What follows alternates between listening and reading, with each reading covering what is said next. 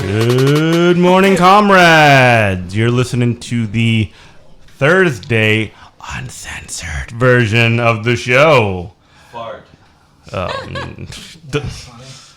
Please bleep that in post.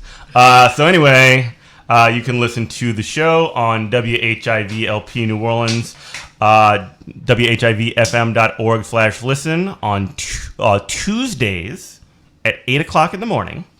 You can also follow us on Facebook at Good Morning Comrade, Twitter at Comrade Morning. You can also check us out on Patreon. Good Morning Comrade. Give us your money. Give your money to Good Morning Comrade. We're begging here. If you pledge $100 a month, I will personally debate you about Wawa versus Sheets. Yeah. So. Wow. If you give us $100, I'll clean your house and cut your grass. Whoa. Give this man a job. So I know Jeff wanted to segue into the Barstool thing, but y'all were talking about SoulCycle on the main show. Oh, okay, yeah, let's do that. And I want to start off by saying, funny story about. How dare you big time me like this? Funny story about the guy from Barstool. Apparently, his marriage ended because the guy from SoulCycle fucked his wife.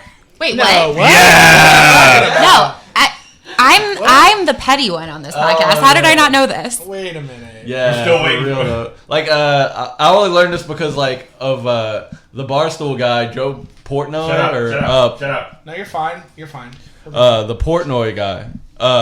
He was like Dave Portnoy. Yeah, whatever his name is, but he was on Tucker Carlson or or whoever's replacing him, some Australian guy, and Tucker Carlson sounds like Portnoy's the Cucker Carlson. Oh, great. It's gonna be a show, y'all. Talk about editing in post. No, I'm googling this. But it's funny because I didn't know anything about this, and somebody screen capped him being on the news, and they like redid the chyron, and it said Portnoy talks about SoulCycle fucking his wife. So now that you brought this up, before we could even talk about what happened with Barstool Sports on Twitter and in the real world the other day. What? So this guy named Dave Portnoy, y'all are giggling over. Okay, you know what? No, what's so funny? Why don't you share the funny with the rest of the class, folks? I just found. I don't want to shout out. Read it. I don't want to shout them out because I don't know their politics, so it could be a terrible thing. But it just says like Barstool Sports founder got cucked, and it's everyone's fault but his own. And it just says #cuckcycle. The internet is good. The internet is? Oh, yeah, of course. My life is immeasurably better for having this knowledge. So why is the Barstool guy Why is the Barstool guy bad? Oh, he just straight up on Twitter was like, if you unionize, I'll crush you. And if you DM this lawyer who's talking about helping with unionizing with like for free pro bono, it's like, I'm just gonna fire you on the spot. Which is very illegal. Just it's extremely very, illegal. very illegal. Like, pretty much the worst. Like it's measurably actionable. And the reason he started going off popping off like a bag of popcorn is because the Ringer.com, which is a sports website, or as I like to call it, Sporps. It's a sports website where the workers decided that they were going to start a union. And this guy who does like the bro-y sports website, Barstool Sports, decided to go on Twitter and start talking about literally talking about union busting and breaking National Labor Relations Act on Twitter.com, much like also complete idiot Elon Musk, who's done very similar things. Yeah, he basically mid Coke binge was like, I'm just gonna start tweeting through it. What on earth? Like, first of all, when I read sports news, I read Deadspin because it's so not bro-y. Like, it makes it okay to be a sports fan. Like, it's not like super like performative woke. Finally, a safe place for sports It really fans. is. It's got things like why your favorite team. Like every year, it's like why your favorite NFL team sucks. Yeah, and Drew McGarry. It's just like, yeah, these are sports. They're not the end all be all of the world. And they've had very legit good takes on a lot of the sex scandal. When I say sex scandals, I just mean like straight up sexual assault by professional sports players, and also the condoning of it by the various administrations. So, I mean, it's good. I'm being informed by our producer Jenny Yanez behind the glass that I sound like a Muppet. Oh, really? Which Muppet? I've been told that I sounded like Fozzie Bear before. I'm sorry. Go ahead. So Deadspin's good. Their union. Dave Portnoy canceled straight to hell. Also, SoulCycle, stop emailing his wife. Yeah, please. It's like, yeah, that is the most SoulCycle thing I can possibly think of. And so the idea that people didn't realize that the creator of SoulCycle was like a Trump supporter is literally insane to me. No, you said it perfectly the other night where you were like, well, I'm paying $40 a session to not have to be around poor people. Well, oh, big surprise, my money's going to Trump. Like, how did you think it wasn't? How much money does it cost to put on a pair of headphones and ride a bike? No, but see, the whole point of it is that you have to have other people see how much you hate your body by like trying to punish yourself. All right. Is this a kink? No. Not the kink shame, but like, is this like a shame kink sort of thing? I mean, it's a lot of women who really haven't really dealt with their internalized misogyny yet.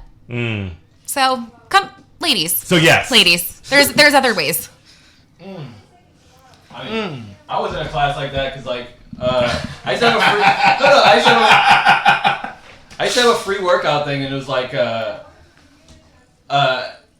just to be honest, it was in the military, and they had a spin class that my commander would put on. It's just like masochism. You just like going uphill, standing up, like a lot of orders and stuff. It's very military friendly. I was in an exercise like class once kind of kink where the woman said, "Pain isn't pretty, but it makes you pretty." And I almost left on the spot because why? That's so like that. That's so Protestant in a really serious way. Like you must suffer for the good on the other side of the thing. Like there's no such thing. I'm like driving deep into mindsets all of a sudden. I don't know what's wrong with me. But like that is sort of like one of those like you must suffer, you must put in the work in order for anything good to happen for you. And so, as a flip side result of it, is if nothing good happens to you, that means you're not suffering enough.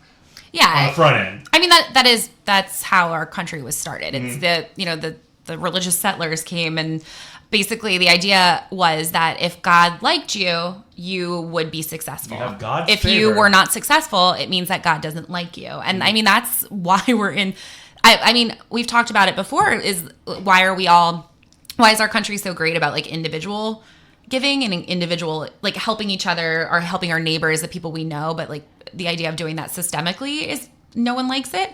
That's exactly the reason why, because when we know a person, we know that they're a good person and that they, whatever hard times they've fallen on is not their fault. It's, bad chance or whatever. Mm-hmm. But the idea that if an entire group of people is suffering, it must be their fault. Bang, exactly. So you can make these sort of summary decisions based off of like group identities, essentially. You can make a summary decision about, like we were talking about a little bit earlier, about like the Irish or the Italians. They sort of like have this collective, culture of a culture of decadence or degradation or just this lack of virtue, or like you might even say now, like I mean you could very easily say now that the culture says the very same thing. Like in his very first speech when he ran for president, Trump called right when we were coming down the escalator, he called Mexicans like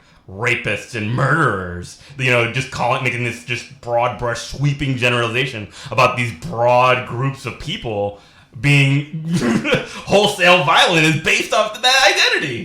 Yeah. I mean, it's ridiculous. And I'm about to do the same for people that read Barstool, because that's different. That's a self-selected identity. It really is. I think the whole thing with this Barstool thing that I found really fascinating. I don't read sports websites. I just don't. So I don't really know the culture, anything around it, but I was kind of reading some of the tweets about this whole thing, and people who read Barstool are very uninteresting people. The points they were making were all bad, but also it's uninterestingly bad. They're sycophantic too. Like a lot of times when you see, it's almost like the Trump reply guys, in the sense that they'll just defend the sort of alpha of the group, regardless of virtue or whatever. The only thing that matters is whether or not they're strong enough. It was very much like a circling of the wagons, but for bullshit. It was very strange to me, because Dave Portnoy, he did the thing that all men do when a woman says something they don't like, and tried to argue and debate me. So he tried to debate AOC when she very helpfully pointed out that publicly saying they're going to fire someone for trying to join a union is very illegal. He went, AOC needs to come on and debate me. Had the the dumbest meme, and everyone was like, "Oh, AOC got pwned," and I was like, "What? What is no? What? Why is this happening?" Whenever they get backed in a corner, their only move is to bloviate. Oh yeah. Oh, and my personal favorite is getting called as soon as someone doesn't like what I say online. Oh, you're fat. That happens to me frequently. That's so lazy. To be honest, so this just happened a few nights ago. I don't know. I don't even know why I was commenting. I don't even know what I was commenting about, but I commented, got into some sort of argument with a random man that I don't know, said something he didn't like, called me fat, looked at his profile picture, and was about to comment that he had at least 3 of the facial indicators of fetal alcohol syndrome. Then I realized this is when being a social worker is the worst, because then I realized he might actually have fetal alcohol syndrome, and that would be incredibly unethical for me to then go after him for that. Here. And so then I just didn't say anything, and now I really missed. I missed a good own. To use a sports analogy, I felt like Teddy Atlas, the famous boxing trainer, trying to will you off the stool. Do you want to win this fight? Give me 3.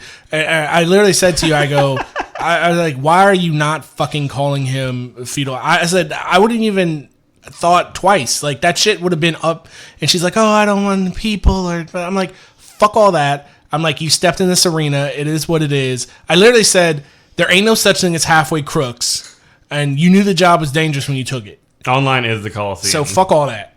Get in. Don't get in the arena if you don't want to see the bullfight. I will say this though. First off, that sucks that people will do that and say that to you, because that is so fucked up. And at the same time, I don't know my feeling, and I'm not a malicious type person, but if something similar, an equivalent to that happened to me, I would want nothing more than just to hurt this person and make them cry. I know. So the only reason it's super fucked up is the idea that would be really cutting. That our society has decided that is the worst thing a woman can be. That that should be a thing that would instantly shut me up, which it just really isn't. It used to before I did a lot of work on myself. That's really sad to me. Yeah, it's really sad that a woman's appearance will then be the thing that shuts her up. But then also value, right? Yeah, and then I don't know. It's that whole when they go low, we go high. It's I don't actually agree with that. I think you really do need to go low, but I'm just not the one to do it because I care about people's feelings, and it's hard. Facts don't care about that guy is clearly not. He doesn't have a happy life. He couldn't be saying the things he was saying and have a good time of things. So I don't know. I didn't really feel like.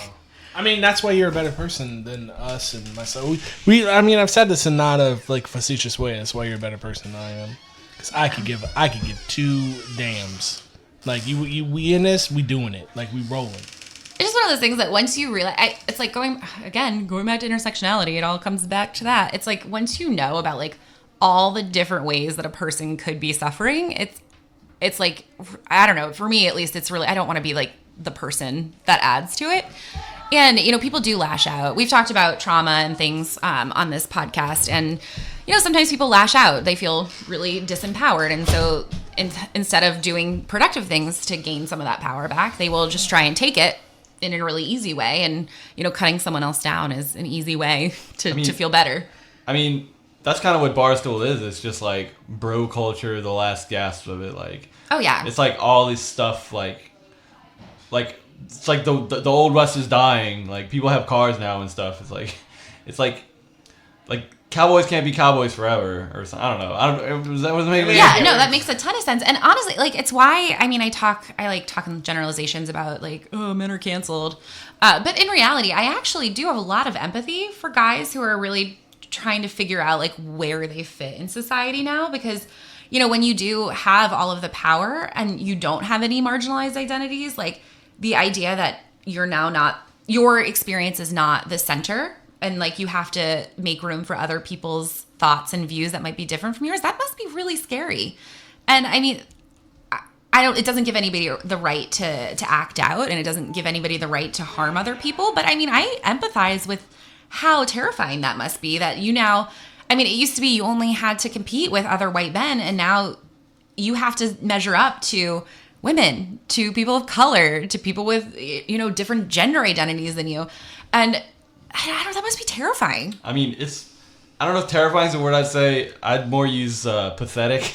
Well, I mean, it is in a way, but like, I don't know. I like struggle with this because, you know, there is, again, you don't have the right to lash out at other people. Like you don't have the right to cut other people down, but that is not all coping skills are healthy. And I don't know. I can't, I'm like trying to put myself in that position of like, how would I feel if kind of my identity that I was very secured in and that, you know, had generally been set, like the world was centered around me. How would I feel if it was no longer centered around me? It's like that idea that like you're the only child and then your parents have a new baby and it's like, oh, what do you mean I have to share my attention? And it's like that, which is, I guess, a little bit insulting to talk about grown men. I mean, like toddlers, but you're probably dealing with similar mindsets of like the thoughts of a child as like some person who always has things like geared towards them. Like they're just in this bubble, you know, like they think everything they say is brilliant and like the most profound thing, and everyone should stop and pay attention to them. Like,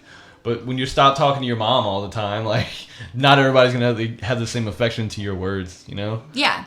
Yeah, it's like it reminds me of Jerry Seinfeld, and he's been having like a million tantrums lately just because he's like, oh, everyone's too PC, everyone's too that, and I'm like, it's the worst. No one is too anything. Your brand of humor just isn't funny.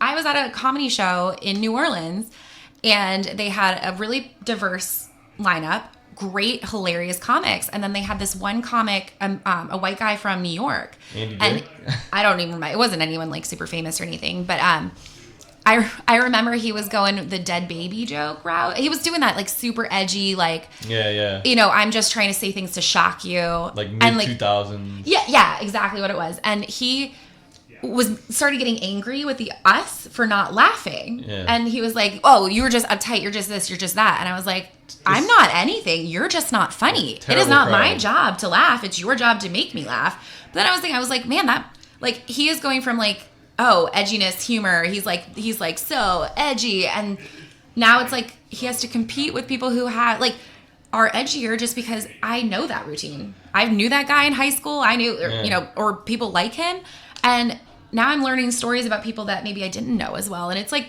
1,000 times more interesting. I mean, it's like Jerry Seinfeld. Going back to Jerry Seinfeld, they don't serve food on airplanes anymore, so we can't talk about the airline food. Like, you can't complain about that. Yeah. It's just, I don't know. I don't know. I feel like I'm contradicting myself because you just said an hour ago, I was like, oh, I grade people on a curve. But then online, that curve like completely goes away. Or even, not even just online, like in meat space too. Like that in IRL, that curve will completely go away depending on like who you align yourself with. So if you align yourself, like AOC, just to bring it back to like something serious, AOC just had had this whole I don't want to say a rant, but she had a stump speech where I don't know if she wrote this or what, but it was really beautiful where she said, if you're a white nationalist and you're rolling with these people, like, you have a teacher that's like wonders where you're at. You have a mom that's like, where's my son? Like, and that's very beautiful. And I'm glad that there's good people like you and her in the world, because it's got to come from a place of my own pain, but it's just like no mercy for the merciless. I have none.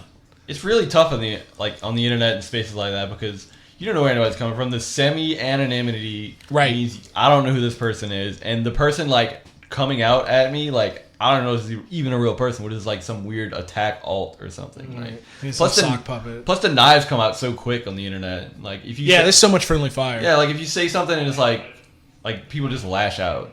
Yeah.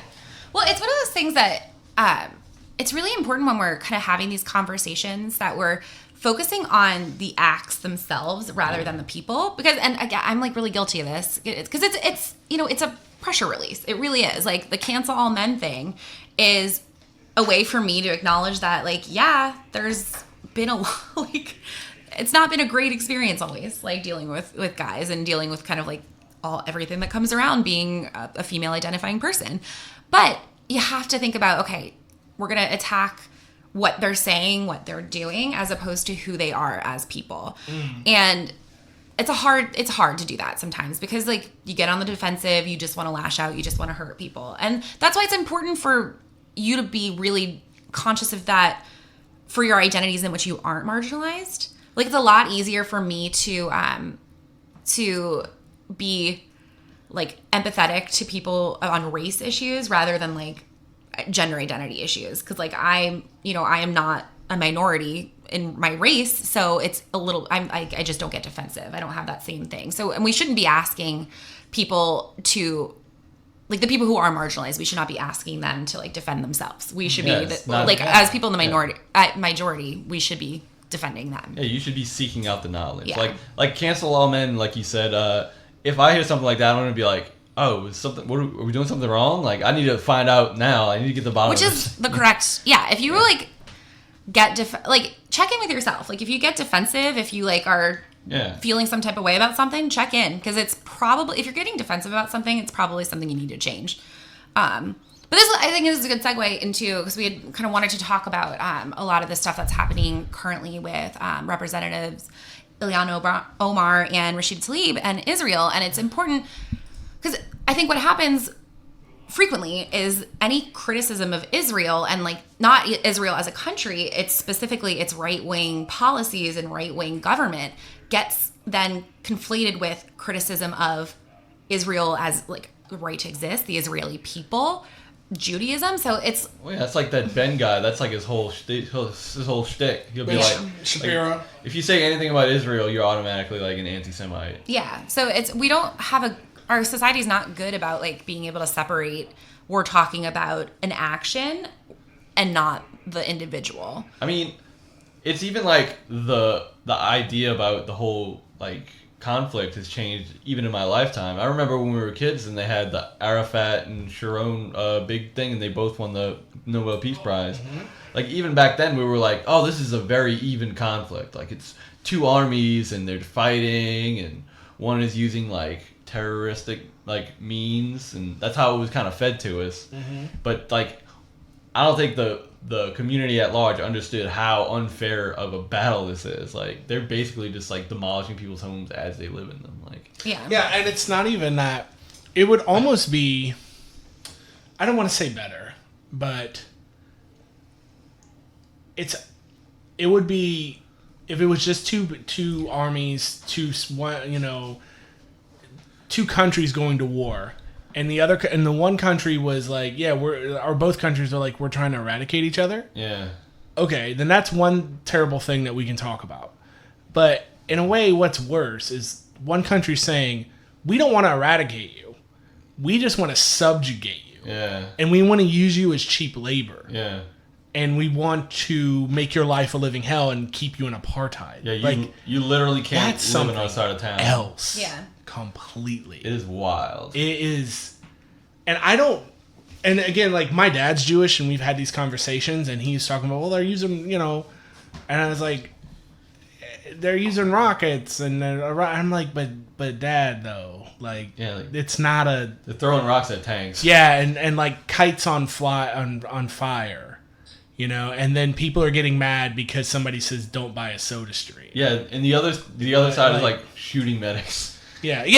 They're sniping like children, like legitimately children, like who are like a mile away, and the false equivalence somehow is very real. Like in this, I just don't, and I have a hard time like holding back, and being and trying to be like diplomatic on this, because my first like knee-jerk reaction, and I know this is not like the right thing this is not the way to be, but in full disclosure, like my knee-jerk reaction is to say, like, if I showed up at your home, if I showed up at your house with like my book that said, yeah, your house is actually like belongs to me and you got to get out. Yeah. You know, and I've used stronger words than that. Then like, yeah, I'd probably at least send a flaming kite over the fence to you as well. And I know it's more complicated than that, but it's like at a core, it's like that's kind of where it's coming from, but that's not helpful, is what I'm trying to say. And I don't know. I feel like, okay, so apparently everything I read says there's a left-wing movement in Israel. And if we kind of like just support that, maybe it'll fall on its own. But Netanyahu keeps winning. Like every time he's up for election, he keeps winning. I mean, and I don't know what else to do in that situation as somebody here from, like, we live in America, except that what was done with South Africa, and that's BDS. Like, I mean, in Israel, there's like a mandatory draft. You have to be in the military. Yeah. Like, you can't not do it. Well, actually, there was a big stink not that long ago because they took away the religious exception, so you can't go to yeshiva now, which is to learn how to become a rabbi and stuff. You can't go to that and get out of serving in the IDF. It really pissed a lot of people off. They're becoming less of like a religious country and more of just like a autocracy. Like, you got it. I mean, I guess so. I mean, I'm not going to pretend like my knowledge of Israel is like that great. That great. I just know it's an apartheid state and it needs to end yesterday. And if the BDS movement is saying don't buy Sab or hummus and like don't buy a Soda Stream, and that's the least I can do, like, I have no problem with that. And so I don't know that this is gonna actually like solve anything, but we really need this empathy. Like, empathy is the most important thing, because I think when we end up talking about the issue, it ends up going black and white, right? And that's human nature. Said, yeah. So, but we have to remember that, like, individual Israelis, even if they support Netanyahu and they support kind of these right-wing policies, are not necessarily bad people. Don't underestimate the trauma, just the straight trauma of living in a war zone. And the idea that, you know, whether or not we feel like the Palestinians are justified for fighting back, the idea that you could be out at a dance club and, you know, have the dance club blow up and have your friends die around you. Now, so I'm not saying, obviously, the Palestinians should never have been in the position where they have to like fight for their rights, but don't underestimate the trauma of living in that kind of like paranoia, that kind of just the unstableness of it all. And so when we're talking about the people of Israel, we really need to place blame where blame is due, and it's the government.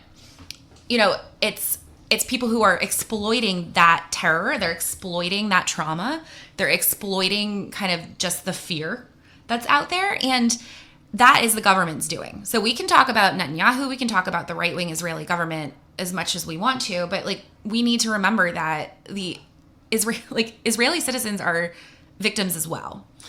Yeah, you're 100% right, and to go back, yeah, like, thank you for putting that into perspective, and like kind of narrowing thoughts, and so we don't have the reason why I told my story of like this is my knee-jerk reaction, because I just want it out there, and I want to be able to be like, okay, we said it, I've said it, and I don't want to feel like this, I don't want to be like this, and what you've just voiced is like, I think, optimal, like the best way. Like, if we're gonna end this apartheid, that's gonna be the way it's gonna be done. Yeah. Blame actions, blame policies. Do not blame people. As much as it is you want to, because like you're like, why are you letting this happen? Why are you allowing your government to literally segregate and have an apartheid? Like, why are you letting this happen? But that just causes people to go on the defensive, and you really do start to lose the humanity. Because it's one of the things that's important about kind of this conversation is to remember that we're no different. There is no reason to think that if we were living in those same circumstances that we couldn't very easily be okay with all the things that people are, like that kind of normal Israeli people are okay with. So it's very important to keep that in mind, that we are dealing with people. We're dealing with flawed people. We're dealing with people with mental health issues. We're dealing with people who are dealing with all of their normal day-to-day troubles and stresses and, just the awfulness that is being human. And they're also dealing with living in a war zone on top of it. And so we need to, I don't want to say cut slack, because like obviously these policies need to end, but we need to remember that you might not be the worst people in the world. Yeah, and I think that there's a lot of analog between the American political system and the Israeli political system, to where there's a lot of energy and leftist movement in Israel with younger people, and there is older reactionaries holding that energy back, a lot like we have here. Like it's very analogous. I mean, who's the leader of that party? Is Netanyahu, who's been around since literally like the whole conflict. Right. How old is that guy? He's probably gonna be like 80 or 90 right now. He's pretty old. But if you look at I put us on the BDS website right now, and like the boycotts are very reasonable, and they have like legitimate reasons for boycotting what they boycott. Like it's really just 6 things.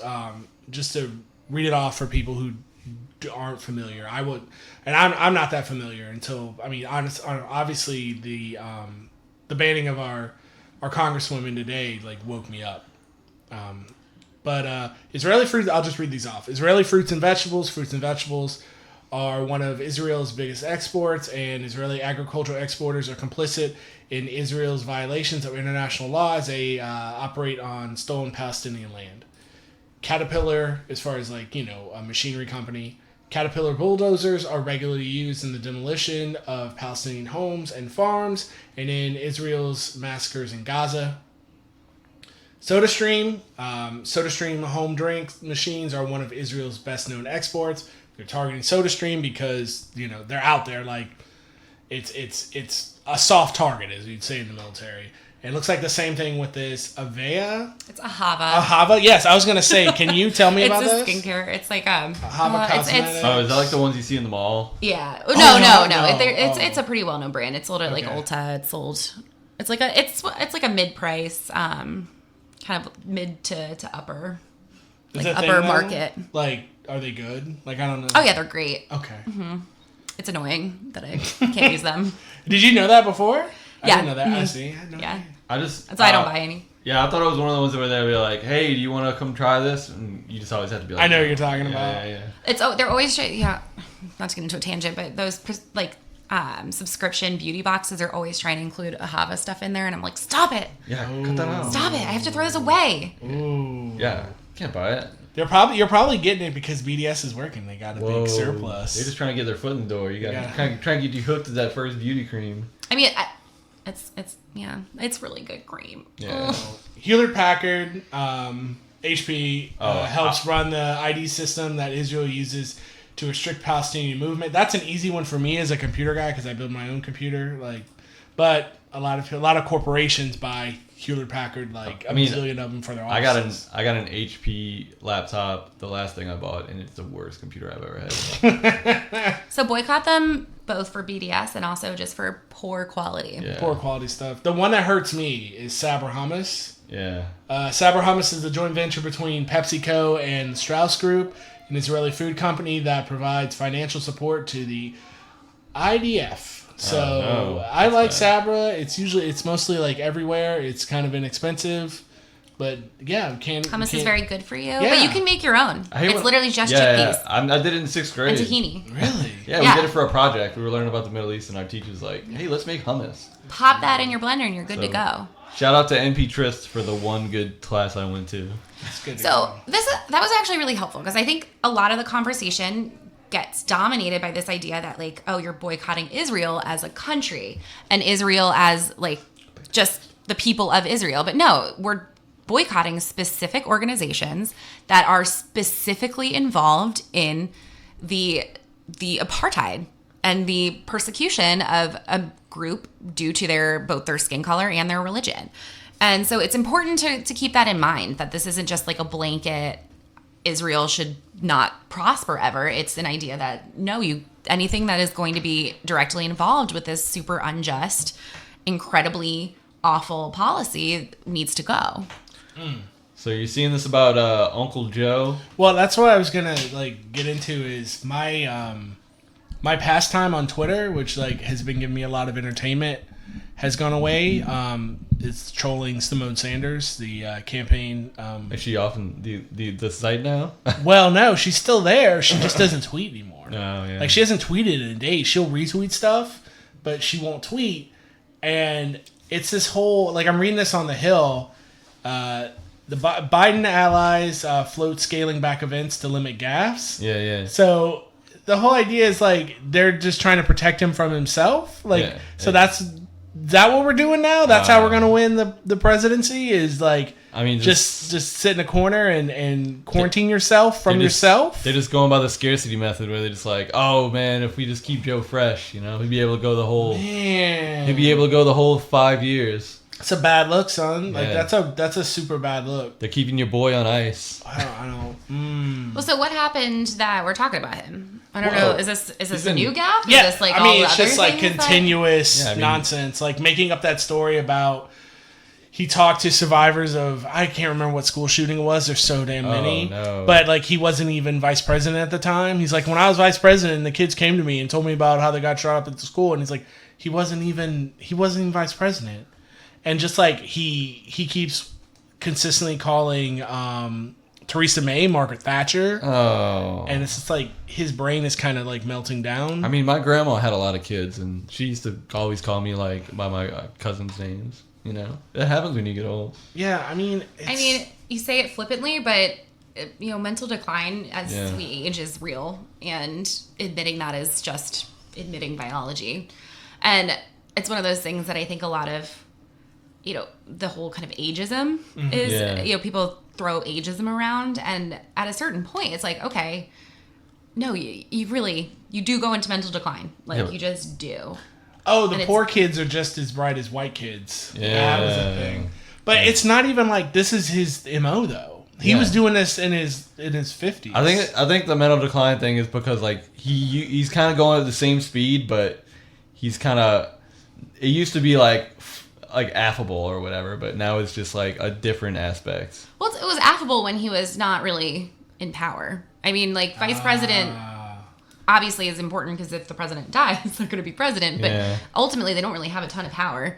And so it's one thing for him to be like crazy Uncle Joe, just around for photo ops and to making memes about him. Yeah, and to make like Obama seem more stately by comparison. Yeah. Not that when you say stately, you mean palatable to racist white people? Yeah. Okay. Well, so he was younger too, and I think there is, it's that very racist idea that like a black man is, that's he's so articulate. I think vice presidents are really important because they indicate what you don't want in a president. Like they were like Al Gore, we don't want the president to be a nerd. Well, it's like the whole idea of your vice president is supposed to be to shore up your flanks. Like it's supposed to be like whatever deficiencies you have, like quote unquote being the first black president would be somehow a deficiency. Like so you get a kind of G-shucks racist guy in there. Like that's kind of the like deal. Joe could wear a cowboy hat, right?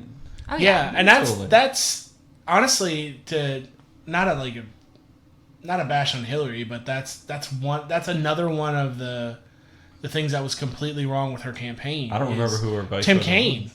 Well, Tim Kaine was just kind of like a milquetoast, like boring guy. She should have went. Honestly, she should have went with like a lefty person, like she should have went with Tulsi Gabbard. Yeah. To be honest, to shore up her flanks and try to secure like Bernie progressive votes. But that's just one more thing that was just terrible about that campaign. Yeah, it's really bad. Plus, they just didn't like campaign, please. Yeah. You know, Hickenlooper dropped out. I did not know. He dropped out today. Did he lose his smile? I mean, I can't.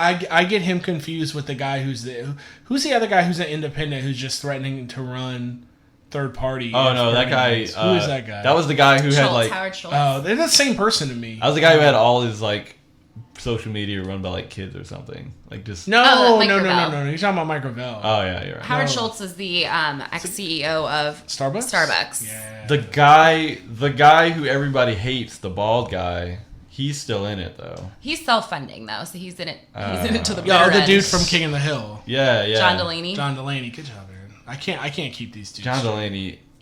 Nobody needs to remember who that is. He's the worst. Awful. Like there's just so many. And then Beto's like missed his perfect opportunity to drop out. And I hate to be such a cynist, but like after the shooting in Texas, he could have just been like, I'm off to save Texas. Did you hear what he's gonna like relaunch his campaign? Relaunch. This is his second relaunch. I heard that today. Reboots are out of control, so man. Absurd. Like, what are you doing, dude? You just like it's so. I guess like Disney got a hold of like Beto's property rights, so he's like, oh, we gotta reboot this franchise. I mean, so going back to kind of our earlier conversation, Beto, and I said this I think in an earlier podcast, like I genuinely feel empathy for Beto because we helped create him. So he was like, it's like, and women, I know all of you listening, we do this all the time. It's like if a man is just not terrible, we like gas him up. Like we will be like, oh my God, you did the dishes, you were the best. You did this, you did that. Where it's like we're constantly praising things that don't necessarily need to be praised. And Beto is like the logical end conclusion to that. He is mediocre. He's not terrible. Like he doesn't have terrible ideas, but he doesn't have great ideas. He was like mildly cool. He was like way cooler than Ted Cruz. So we basically just gassed him up for not being the worst and are now like really turning on him. Yeah. And I'm sure that's got to be like, well, what happened? I mean, what happened? He's like, hey, that guy knows Spanish. That's good for like, that's good for like all the things. He's even like brought up running for Senate, like, and like kind of in a bad way. He's like, I'm not doing that. Like, I'm doing this here. Yeah. It's kind of wild to see him like sprawl out and just double down on this. Like, also, I feel like it's not actually wild because I've seen many men just do it. They just are okay. I'm not the worst. I must be the best. It's like okay, cool. And I mean, as a white person who speaks passable Spanish, like you really do get gassed up. Like if someone hears me speaking Spanish, I like when we're in Mexico and I'm trying to get around. People are like very impressed. And that's not because I am particularly amazing and my accent's perfect and my vocab is amazing. It's because the bar is so low because so many ugly Americans. Yeah, so many. And so if I was to then start thinking like, oh, I'm a linguist, just a linguistic genius, that would be an incorrect interpretation. And that is basically Beto O'Rourke in a nutshell. He has an incorrect interpretation of people disliking Ted Cruz. No, you're really ego smashing because I think the same thing. Like when we travel, like I get gassed up from like just doing the right thing. Yeah. Like not being a shithead. Like, oh, we're gonna tip and we're gonna treat like service industry workers like people and not be a fucking asshole. Like, but that's like the bare minimum. Mm-hmm. And yeah, that's and that's what Beto did. Beto did the bare minimum. Did the absolute bare minimum. We were like, all right, Beto, good job, man. And he's like skating around a Whataburger because Texas is shit. And oh man, Whataburger's good though. It's all right. It's spicy. I mean, jalapeno ketchup, I guess. I mean, they have like all those chicken sandwiches that they put on Texas toast. I'm a big fan of. You like Texas toast? I don't. Oh man, I'm a big fan. It's so dry. It's it's not supposed to be. Really? Yeah. I just want a bun. It's like so much butter. I mean, it's why so much butter. It's why when like you eat like food that's really sweet or like really spicy, it's good to have like white rice. Like It just kind of like mellows you out, so like ginger when you're eating sushi or something like that. You know, it's very good. Okay. So, Erin, before we came over here, I had you watch Bernie Sanders' Cardi B video. Oh. What did you think of that? I feel like you're going to be mad at me because I felt like he was a little patronizing at points. Whoa. Really? Yeah. There's a whole hour that I'm going to force you to sit through, so we'll see. Where's the Bernie Lil Nas X remix? I don't know. I don't think Lil Nas X has got to get his clout up. He can't just be... Bernie's time is valuable. Yeah, but there was just points. So the conversation was interesting, but there were points like she asked a question about wages, and he said, "Good," and I was like, "Oh, I cringed," because that is, it's this idea that he's her teacher or he is, he is teaching her as opposed to what it was supposed to be was a conversation between two politically informed people, which is why she was in that role anyway, and not Nicki Minaj, for instance. It's because she has been vocal about her interest and knowledge of politics, and I think a lot of it I think a lot of it was just age. But yeah, it rubbed me the wrong way. Well, I'm gonna say this, just so you know, and I know you don't take in like all this media like I do, and I don't mean that as a slight, but I watched I sat through the whole hour of him with Rogan. I've watched, the stuff with Killer Mike. He does that whenever he's in a friendly interview, like he's so happy to be there. He does the same thing. So he did that like, good. I'm glad you asked that with Joe Rogan.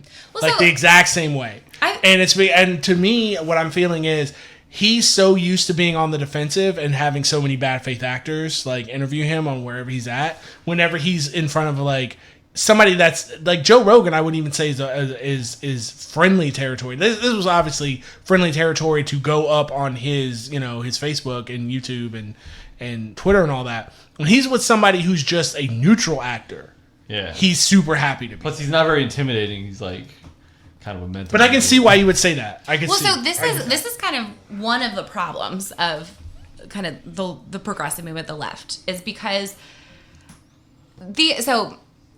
intent doesn't always matter when it comes to things. Yes. Like you can say something racist and not have intended it to be racist, and it can still hurt another person, right?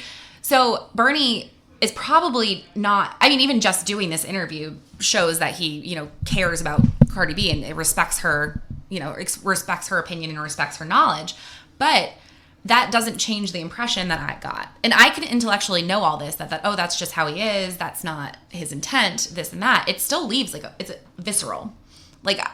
It still leaves a bad taste in my mouth. And I'm not saying that's his fault or anything, but I've also heard a lot of conversation about, you need to get over, like telling people that they need to get over certain aspects of like why they don't like that he'll rub them the wrong way. And it's not just him. It's like, it's basically anything that is considered to be good for leftism or good for progressivism. Well, that's what we talked about all last hour. Yeah. And definitely dating, or not dating, but contradicting myself a little bit. But this idea that you do have to think about intent, like you don't have to have bad intent for it to be problematic. And if we're telling people that their reasoning behind disliking somebody or having a reaction to something is incorrect, it's so dismissive. I've had that as a woman, just like that has happened to me many times. Just men telling me that my own interpretations of my own experiences are incorrect. I mean, that's literally gaslighting. Yeah, that's exactly what it is.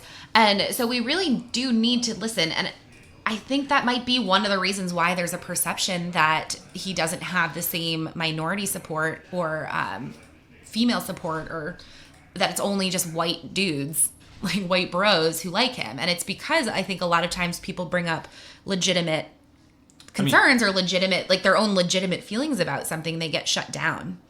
I mean, also, I think I've seen a lot of people that boost him online are Sean King, and he's very caustic, to black women. Yeah.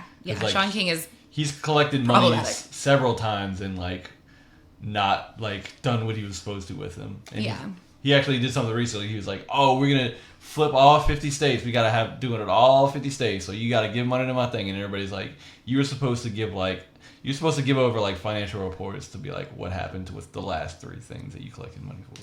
Wow. Yeah, I knew everybody was mad about Sean King for something I haven't really been paying attention to. Yeah, he's like a great example of someone who is like on the mark when it comes to race issues and very off the mark when it comes to a lot of gender issues. Mm-hmm. But, I feel, again, me with my empathy, but I really do feel bad for Bernie because I believe he's paying for the sins of his supporters, and I don't think that's fair at all. But I think a lot of what rubs people the wrong way about him, from what I've heard, he doesn't rub me the wrong way. But it's this idea, it's his supporters a lot of times. And we've talked about this so many times, and you can kind of dismiss that and think it's stupid, but it doesn't change. Like, people's visceral reactions are people's visceral reactions. And right. You can tell yourself something different. You can be rational about it, but you still have that reaction. I really, and I have no empirical evidence, but I really don't believe that the person who is turned off by, Bernie or Bust, Weed Smoker 420 on Twitter, they weren't going to vote for him anyway. Like, and that's the people, like, a lot of times I engage with. No, I don't engage with them, but I've actually gotten, I used to engage with those people. I've gotten a lot better. But those people, I saw literal comments on Twitter, on Bernie's Twitter, when this went live, the Cardi B interview. Somebody said, that was ridiculous. You lost my vote. Yeah. And everybody's like, LOL, what? Like, you just, and one tweet was like, you just flipped 180 because you sat down for an hour with Cardi B. Come on. And then the whole, like, digging through the Twitter, like, because, Bernie people are vicious. I will give you that. But they dug through this person's Twitter and was like, oh, really? And they're just, like, retweeting all their problematic tweets. And they're just like, yeah, this definitely swayed you not to vote for Bernie. Come on. So I just don't think those people, honestly, are reachable. Oh, yeah. For Well, not reason. those people, but I think the conversation surrounding those people has been just ignore them. And what I think we really should be doing is validating people's reactions to them. Because you can validate and that it's actually better. I mean, there's, like, not to bring therapy, but, like, one of the dialectical behavioral therapy, it's like 90% validation because people just want to be heard. And oftentimes, once they're heard, that you can kind of come out of that visceral emotional reaction and come back into your rational brain because you're like, oh, someone is listening to me. I can explain myself and be understood. I'm nodding. So it's this idea that, what would happen if someone said, hey, these are the interactions I've had with Bernie Sanders supporters, and even if those aren't even real Bernie Sanders supporters, they're those, burn it up 420 yeet or whatever. Yeah, yeet. Instead of just being, oh, well, that's stupid. Why would you not vote for him because of, like, this idiot person? Instead, we could say, wow, that must have been a really tough interaction. Yep. Gosh, you must have felt really bad about that. How did that feel for you, trying to figure out who you're going to vote for and agreeing with this candidate and then being so viciously attacked by somebody who's supposed to be on your same side? Let's all do that the next time we're on Twitter and that happens. I'm gonna pledge. I'm not joking. I'm gonna do that. I'm gonna do the therapist thing and just see what we get, because I think I'm not being patronizing. I think that's a great approach. That's a great jiu-jitsu approach. That honestly, it's how things work, and it's why you have to be empathetic, and you have to. Nothing is black or white. Everything is in shades of gray. I used to say this a lot in my trauma group. Like, none of us are all good. None of us are all bad. Okay. Hitler did something good, some sort of nice thing in his life, right? Yeah. He was an okay artist. Yeah. And Mother Teresa. It was okay. It was better than I'll ever be. There was a Justified episode about this. Well, so I know that's like a very, like, triggering example to use. But the reason I say that is because we need to remember that he loved his German Shepherd. That's bad. I don't know. He's a vegetarian. A lot of bad people like dogs. Well, let's say someone else. But the reason that we view people, we talk about, like, even the worst person has good deeds that they've done, is because it's important to remember the humanity of the people, not to give that person any sort of credit, but to remind yourself that sometimes good people do bad things, sometimes bad people do good things, and it doesn't erase all the rest of the stuff they did. Yeah. Right? If we're thinking about people that bad people are all bad and good people are all good, that means that if a bad person does something good, then, oh, well, they can't be bad anymore. So we have to then put them in a different idea in our mind. The reason this comes up a lot in my trauma group is it's specific about like sexual assault and domestic violence. A lot of times what people struggle with is, I care about this person. This person has been very nice to me in certain aspects of my life. We've had good times together. I love this person. So then I need to just be okay with what they're doing to me. Yeah. And it's like, no, a bad person can be good. That person might hurt you, but they might make you laugh. Or they might be really nice to dogs. Or they might be very, have a great job and do, a lot of good for the community. And they could still be bad to you. And so it's just very important. Remember the humanity of people. Because it also helps you check yourself, too. Because, you might think you're a good person and you can still do bad things. No, and that's kind of a tangent, but no, I don't think so at all. Like that's a very I think that's what AOC was getting at when she was talking about the Dayton, talking about not just the Dayton shooter, but the shooters in general, saying there's a teacher waiting for you. Like you're somebody. Like you can come home. Like you can stop what you're doing right now and come home. Like you don't have to follow through with this. This does not have to be your destiny. So yeah, I get that completely. What I saw, I watched it, and of course, like, I'm in the tank. I'm Bernie your Bus 420, Chief Smoker. So, but, like, what I saw, honestly, was when I watched that video, his body language of somebody that's, like, it was the appropriate amount of seriousness. He took her serious, but it wasn't patronizing. His body language was, like, relaxed. Honestly, to be flippant, like, his body language was somebody who's comfortable being around people of color. Somebody who's been around like black and brown people for a long time. It wasn't, to go back to Hillary Clinton, it wasn't hot sauce in my bag, like pandering, which this very easily could have been.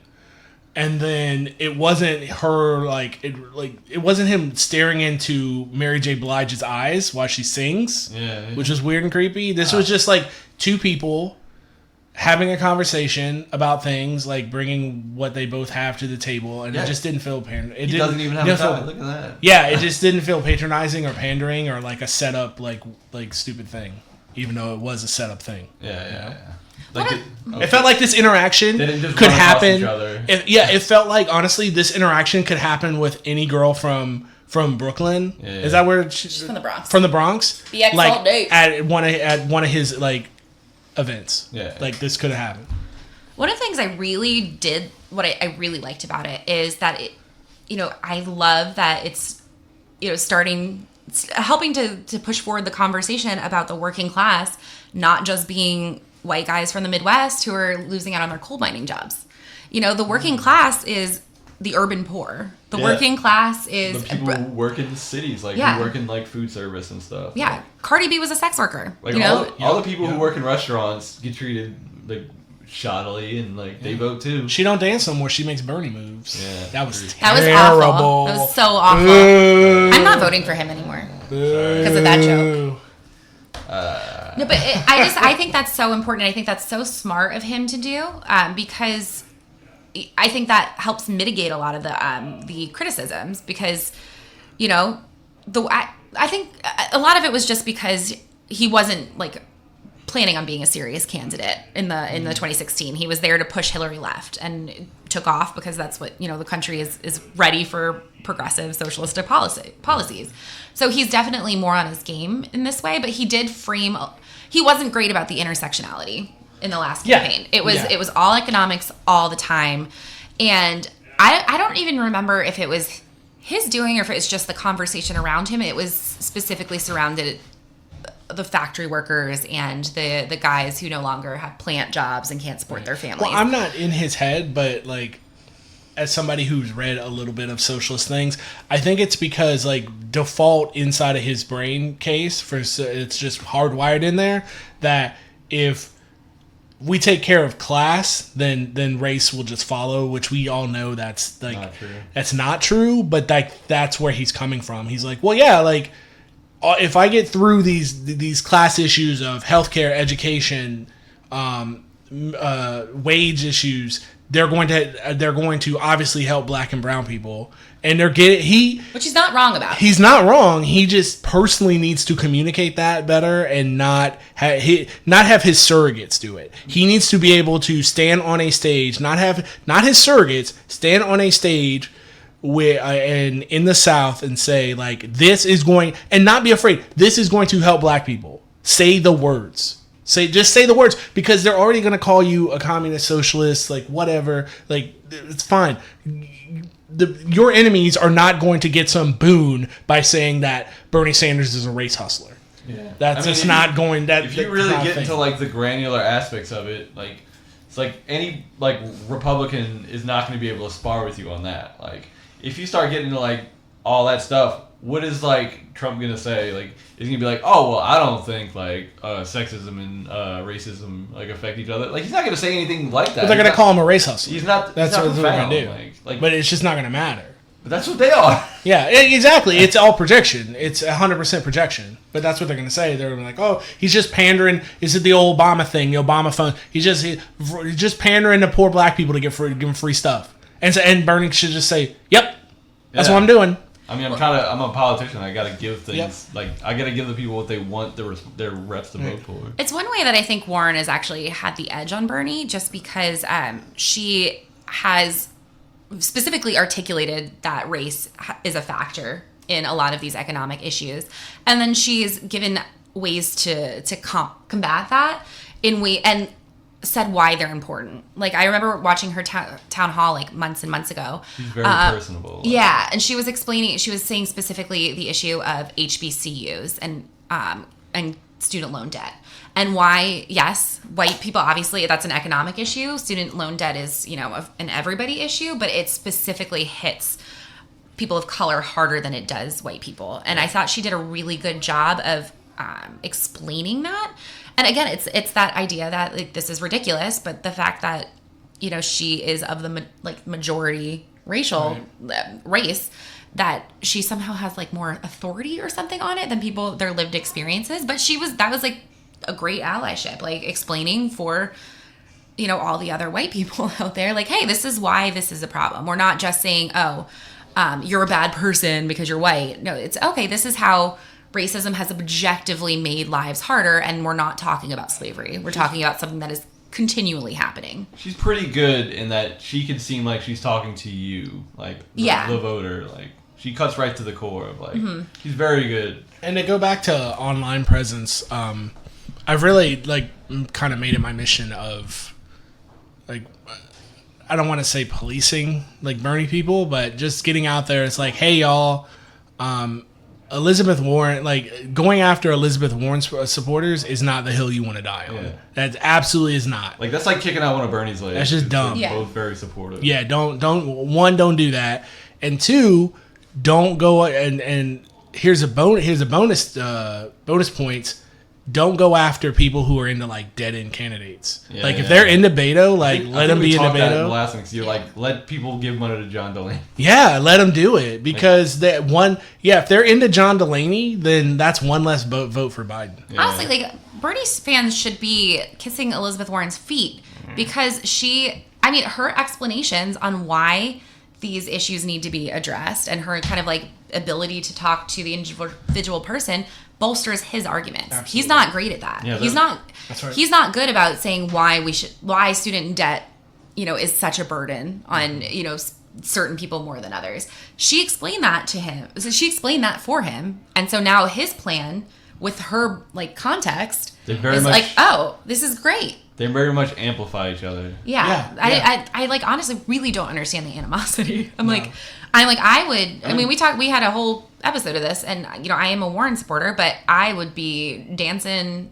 a tiny little jig of joy if Bernie Sanders is the nominee as well, because I am very happy. I just happen to personally like Warren a little more. Yeah, and I have to say I don't. Now that Warren has pulled herself closer to Bernie, in all honesty, I haven't seen that from Warren people. Like, I cannot tell you the last Twitter handle I saw that was just like, Bernie Sanders, get the fuck out of here. From a person, like, you look, it says Warren 2020. But then people who are like Joe Blow the burner or like Warren. I'm just like, okay. I literally wrote that today. That's not the hill you want to die on. Weirdly enough, I've never seen a person like for Biden on the internet. Like I have. You got to hang out on Simone Sanders' Twitter. I'm not doing that. It's a couple. It's it's boomers, and then it's affluent younger black folk. It's those same people that we talked about on Tuesday's episode who think that all of the country's problems begin and end with Trump, as opposed to the idea that Trump is a symptom, not the cause. Well, that was kind of the problem. The last thing, like a small problem, not like the whole like enchilada or anything, but you can't be against something. Like being against something isn't being for anything. That's correct. Like you can't be like we're the anti-Trump candidates because like what does that even mean? That's the thing that Biden, like everybody's like, Marianne Williamson is the meme candidate. No, it's Andrew Yang. No, Joe Biden is the meme candidate. Yeah. He's literally like that episode of The Simpsons where they're just like the two aliens are running for president. I forget their name. Kodos. Yeah, and it's just like we're for nothing. Whoever you pick, it doesn't matter. Like that's Joe Biden for real. Yeah, he's like the South Park douche and a turd. Like he's literally said, I'm bringing no change. And they're like building the big science death ray, and Homer's like, oh, I voted for Kodos. Yeah, so he is the meme. He is like the joke candidate. Yeah, he's getting exposed, but I just hope it'll be in time. Iowa and New Hampshire are gonna tell the story. Well, if he doesn't do well in Iowa and New Hampshire out the gate, I think Bernie's like leading in New Hampshire right now. Bernie is leading in New Hampshire. They're in a statistical tie in Iowa. Okay. But if Biden doesn't do well, this is me calling it right now. If Biden doesn't do well, comes in second place in Iowa or New Hampshire to either Warren or Sanders, then what will happen is the momentum, not even what is the word I'm looking for? Popularity. The whole like, well, Me Too, not Me Too movement, but like, I want to jump on what's hot. Yeah. People will be like, he's not a hit anymore. I mean, they're already he's not slapping. They're already losing confidence. They're like kind of benching him. They're like kind of shortening his appearance. I mean, every single debate, he's lost points. It's like Rocky. Is it Rocky 3 when he fought Clubber Lang? Which one? That's Rocky 3. Yeah. And he's like, Mick, you've been protecting me. You've been making sure I don't have fights. And he's like, I had to do it, Rocky. You're slow now, you know. He's a killer. And just to kind of wrap with, he'll eat you for breakfast. Rocky. The thing I like about the Rocky movies is there are no villains. Yeah. The only villain was like maybe Tommy Gunn was Tommy Morrison, but he got manipulated by his promoter. Yeah. Like Clubber Lang, like he was like when he has that whole like yelling at Rocky in Philadelphia, he's like, "You's a bum fighting other bums. You won't give a black man a chance." Like all that was true. Yeah. He was 100% right. Like he wanted to be the champion and he couldn't get the fight he wanted. Yeah, Mr. T was the hero in that. Yeah.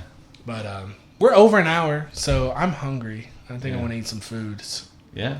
But yeah, so good morning, comrade. Erin, you were gonna say something? Rocky is in Philadelphia. What's your and favorite? I like that. Ooh, what's your favorite one? I've never seen a full just Rocky name one. movie. No one's I've gonna never test you on seen it. a full one. Just say a number. Just pick a number between 1 through 5. The Rocky. original 1 through 6. There you go. The Rocky. The one where he runs up the stairs. Best one right there. You win. You're a winner. That's I'm it. being such a stereotype right now. They're good movies though, except for 5, the one with Tommy Morrison. Really bad. They fight in the street like That's outside of so Rocky's bar. stupid. Like the bar Rocky goes to. I rep Rocky Balboa before I rep that. That's a decent movie. Oh that man, makes I hated sense. Rocky's like nerd son, like who's the guy from Heroes. Yeah, I never watched like, Heroes. You couldn't be fighting. He's like, shut up. But the cool thing about that movie, the cool thing about Rocky Balboa was it was believable. Like, as believable as it could be. Like how he like could not beat a guy or hang with a guy who's like 20 years younger. He just wanted to go the distance again. Broke his arm, so he had to protect his. But he was like didn't want to call the fight off because he had too much pride and all that. It's Rocky Balboa. Yeah. Can't do that. I mean, we could have a whole conversation about the idea that fake fighting. I mean, it is real fighting, but it's like not for a purpose, and it's like somehow. What's fake fighting? So, do you mean boxing in general? Yeah, it's this is like, good. Let's keep going on this. This like the idea that like committing violence for no real purpose other than like entertainment, and that's somehow proof of your masculinity or proof of your self-worth, or is kind of everything that's like wrong with masculinity.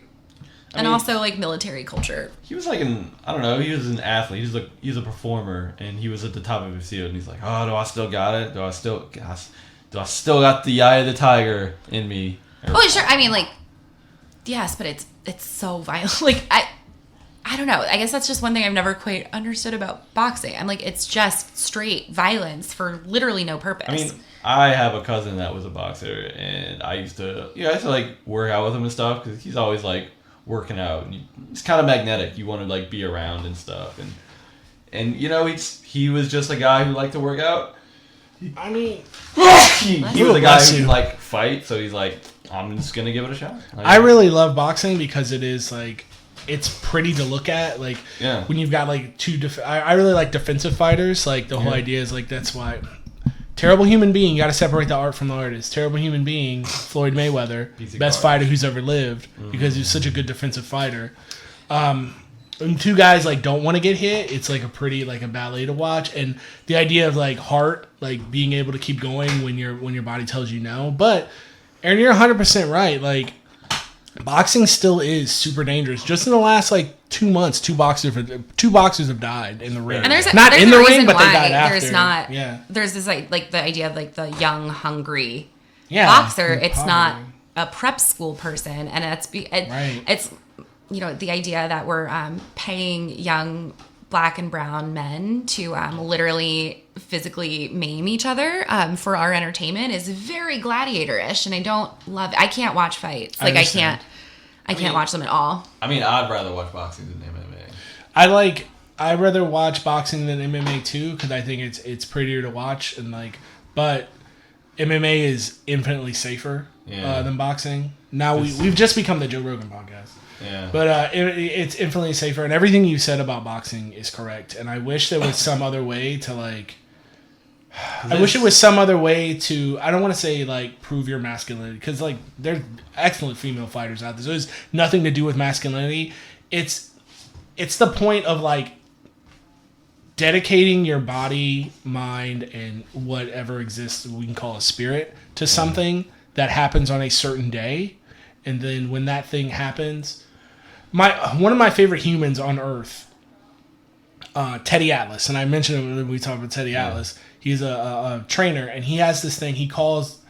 He has so many good maxims, but he calls a boxing ring he calls it a circle of truth. Yeah. Even though it's a square, because he goes, you can tell me the square circle. Yeah, you can tell me whatever you want to tell me about how you've been preparing, about what you've done to prepare, about this and that. He goes, but when you get inside there, we're gonna know who's lying. And we're gonna know who's not. I mean, that's like the and thing. You just know there's no lies in here. I mean, that's exactly the thing Mike Tyson said, because he trained Mike Tyson before he pulled a gun on him. Yeah, that was a thing. So this is a good story. So this guy Teddy Atlas, right? He was one of the trainers in Mike Tyson's camp when he was super young. Yeah. And Mike Tyson like tried to like rape one of his. He tried to like go after one of his. I think his niece or something. Yeah. Like somebody in his family. He was like just 18 or 19, and she was underage. Yeah, and Teddy Atlas was like, I can't beat you, I can't whoop you. Yeah. But he pulled a gun on him. He says, if you ever go after my family again, I'll kill you. Yeah. And then immediately stopped working with him? Yeah. Yes. Yeah, he did. Yeah. He did. Oh, well, He's like, I'm out. I was being sarcastic, but that doesn't actually warm my little heart. Yeah, Teddy Atlas is the man. Like, he's a real one. Yeah, he really is. He's a real one. And it's the idea of like a guy. If you want to talk about so you talk about like masculinity and stuff like that, and you're gonna go. If we talk about Mike Tyson, we're gonna go talk about social work stuff, because he was a broken down dude like before, when he was a young kid. Like, so a lot of his stuff that was bad about him like is ingrained into him by his terrible like youth. But here's a guy who has like all the physical. He has all the physical gifts to be in a gladiator sport. He had every single one except heart. And what I mean by that is, what heart is something you can't be measured. It's the Rocky Balboa thing. How many times life can kick you down and get back up. Tyson does not have that. Well, the way he was trained was like very interesting because his trainer was a very old man, and he was like, "Oh well, this is my last chance to like make a champion." So it's virtually the plot of Disney's Hercules. He kind of like put him on the fast track, and he couldn't. That is relatable content for me. He couldn't really train them in the way that like couldn't give them the full training. Like he couldn't really train them mentally in the way that you're supposed to. Like he couldn't. He was pushing him in a way. He was on the fast track instead of trying to make him a full developed person. I mean, God, now you've got me thinking: is Phil Atreides from Disney's Hercules based on Customato? Oh, maybe he may be. It's possible. Yeah, it's this weird. It's